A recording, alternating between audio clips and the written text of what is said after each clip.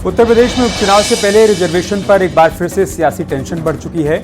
मायावती राहुल गांधी और अखिलेश यादव पर डायरेक्ट हमला कर रही है। तो अब अखिलेश यादव ने भी आरक्षण और जनगणना की मांग पर बीजेपी को निशाने पर ले लिया है।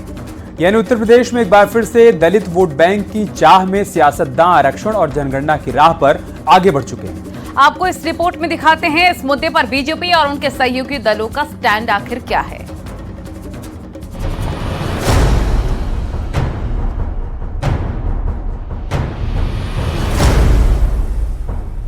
उत्तर प्रदेश में उपचुनाव से ठीक पहले आरक्षण पर रण छिड़ चुका है और निशाने पर बीजेपी के साथ विरोधी भी हैं।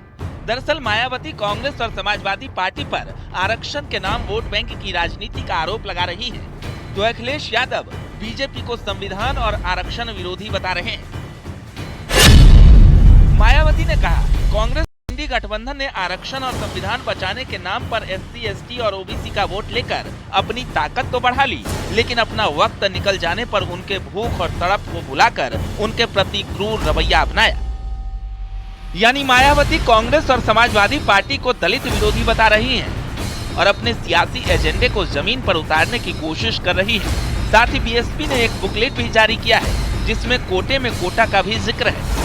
पार्टी कार्यकर्ता इन बुकलेट्स के माध्यम से लोगों को बसपा सरकार की उपलब्धियों से अवगत कराएंगे और साथ ही आरक्षण के मुद्दे पर जागरूकता भी बढ़ाने वाले हैं। तो दूसरी तरफ अखिलेश यादव भी आरक्षण के बहाने बीजेपी पर हमलावर हैं। अखिलेश यादव ने सोशल मीडिया पोस्ट में लिखा, बीजेपी जिस तरह से संविधान को बदलने की बात कहकर आरक्षण को अप्रत्यक्ष रूप से नकारती है, उसी तरह से समाज विभाजन की बात कहकर जातीय जनगणना को नकारती है।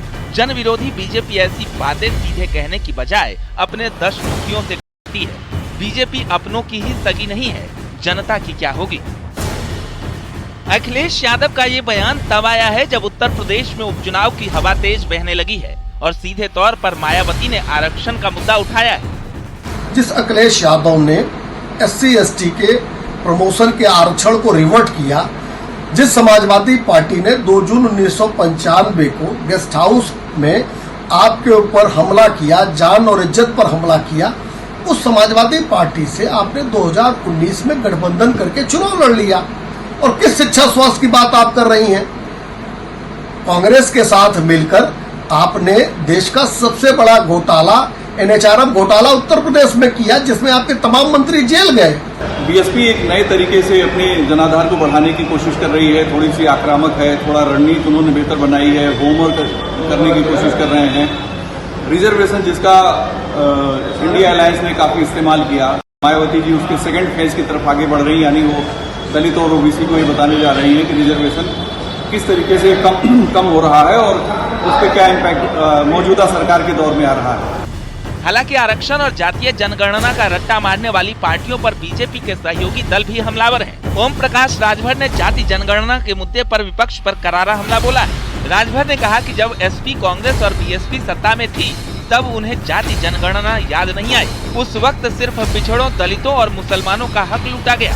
हम 22 साल से जातिवाद जनगणना की बात भारतीय समाज पार्टी करती आई है, लेकिन जब ये सत्ता में कांग्रेस थी, सपा थी, बसपा थी, तो ये लोग जातिवाद जनगणना इन लोगों को उस समय याद नहीं आया। उस समय याद इन लोगों को सिर्फ यह आया कि पिछड़ों का हक लूटो, दलितों का हक लूटो, मुसलमानों का हक लूटो, यही इन लोगों के दिमाग में था। सत्ता से बाहर होते हैं, जब बेदखल हो जाते हैं, तब इनको याद आता है। और जातिवाद जनगणना माननीय मोदी जी के ही नेतृत्व में जातिवाद जनगणना होगी। यानी उपचुनाव से पहले जातीय जनगणना और आरक्षण का मुद्दा एक बार फिर से जोर पकड़ चुका है, जिसमें बीएसपी से लेकर समाजवादी पार्टी और कांग्रेस भी मैदान में उतर चुकी है। हालांकि इस चुनाव में आरक्षण के मुद्दे का कितना असर होगा, ये आने वाला वक्त ही बताएगा। Bureau report, news 18।